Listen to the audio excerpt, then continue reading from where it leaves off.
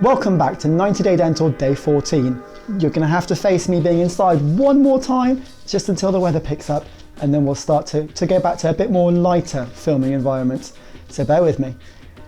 So we started off yesterday with a session on smile design, or part one of smile design with Gary DeWood, and we'll be finishing that off today and going into the actual arrangement of moving the teeth and putting them in the right positions and how to plan that. We had started off by looking at the various different factors that we're looking at in terms of analysing where the teeth will go in a particular smile, and then today we're actually looking at the actual way that we're going to be able to pull that off. If you've missed yesterday's, which was day 13, it's probably a good idea to go back and watch day 13's as well as watching today's. The total length of the two together is around about the 16-17 minute mark, so it's not a huge outlay, but it's a very good double-parter session, and it will help to sort of bring everything together on that one. So Gary, finish it off for us. Once all the things are considered, I can finally get to teeth. Okay, when I get to teeth and I look at teeth and I say I'd like something to be different, I'm going to remind you that as dentists, we all know kind of where to put teeth. We were taught.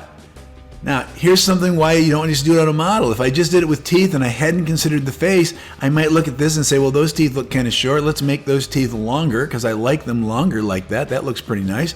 Okay, and so that could be what I wind up with. But I go to the face, and what I see on the face is that's where the teeth are. And what I now know is that the actual thing that has to happen is something like that. And that's the difference. Okay, always start with the face. Because the truth is, sometimes teeth may not be in the right place, or may have some things that we would jump on that may have nothing to do with how attractive that smile is. In other words, smile design has to include things that are not necessarily just measurements. It has to be something that brings it all together. For instance, this is a very attractive woman. Most of you know who she is, I'm sure of that. And if you look at her alignment, you'll notice there's some alignment issues on those teeth if we look at her pupils. And she's got a black triangle. I'm going to bet that most of you didn't immediately jump to that, because when you look at this very beautiful woman, you don't go to those details. Now, if she came and said, I don't like this and I don't like this, it just became very, very important to me. Now, you all know how to do this because you were taught how to put teeth in a face. When you set a maxillary denture, you don't set first molars first. You go in and you put in a central incisor. You work from there so that you can take your patient from the one on the left to the one on the right, which gives her teeth in the right place in her face, and she likes those. She also looks way better. She's going to smile more. Now, here's the thing. When we get to natural teeth, what we say is, oh, well, I can't think that way because I get tied up by where the teeth are right now. Think of it like a denture. Go in and move them wherever you want them. Change the wax. Do anything you can to make it look nice. There's 8 kinds of treatment options we can do, okay, to change smiles. Restorative, orthodontic intrusion, orthodontic extrusion, crown lengthening, augmentation, orthodontic surgery, plastics, expansion. With restorative, we can do all of those things that you see there. With orthodontic intrusion, we can address those. Orthodontic extrusion would address those things. Crown lengthening does these. Augmentation, orthodontic surgery, plastics. All of our options give us the ability to control the whole. Now, how do you know what to do? Well, here's the things that can get in the way for you. We see stuff like this and we kind of get tied up. Most of the things that happen for us are because teeth are in the wrong place. And when we look at them, we can't conceive of exactly what we should do. All of these have aberrant eruption problems. Excess eruption, under eruption, proclined eruption, retroclined eruption. Case like this, okay, you'd look at that and go, that's vertical because I look at the front, but if I look at the back, I'm not sure it is. And in fact, when posterior teeth look normal, I don't think vertical dimension was an issue here. I think these teeth moved. They erupted into a place they did not belong. How do you treat something like that? Again, you go through a process of elimination. You pick the things that would allow you to get the result that you want. In this case, this is Greg Kinzer's case. Greg was able to restore this patient back to a very attractive bite and a very attractive occlusion with those 4 restorations. Sometimes everything is destroyed and things have erupted into things, okay? Or you've just closed into things due to wear. Again, let's just put teeth where they go. If we could put teeth where they belong in the face and then figure out how to build that, we can do all of those things. We can give them back the smile. That, for me, is what smile design is. Function is the second part of that. We have to make them work together. In this case, it looks like the back teeth look pretty normal, although there are a lot of restorations, so I can't be positive.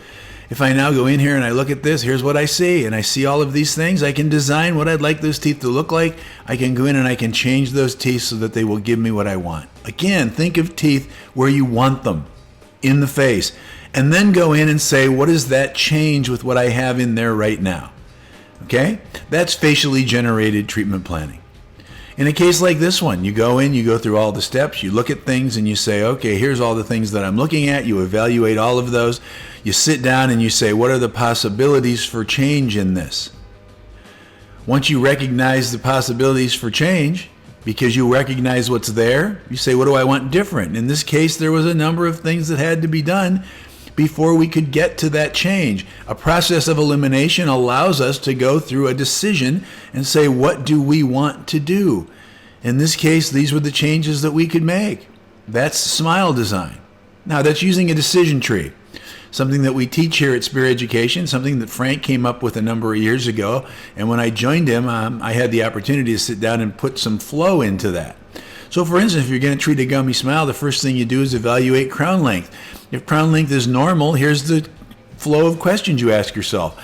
Is the excess gingiva anterior, posterior, anterior only? And you go down the decision tree, and as you work through that, you come to what your treatment choices are, and then you ask yourself, would that address my problem? Okay, so evaluating crown length, what if it's short? Well, evaluating crown length if it's short takes me on a whole nother series of things that I have to think through. The goal is to get to a design that is that patient's face and that will allow that patient's teeth to work. For me, that is facially generated treatment planning. Thank you for the opportunity. I hope that you're doing well, and I will hope that someday you'll come and see us at Spear Education. Every single sort of restorative case starts off with smile design analysis and execution before we delve into the more complicated things. And that's what we want to be moving on to tomorrow. Tomorrow we're going to be moving on to occlusion. Again, it will be a two-parter with Gary, and it's an area that he really excels in and breaks it down and simplifies it well enough for such a can-be complicated topic. See you tomorrow.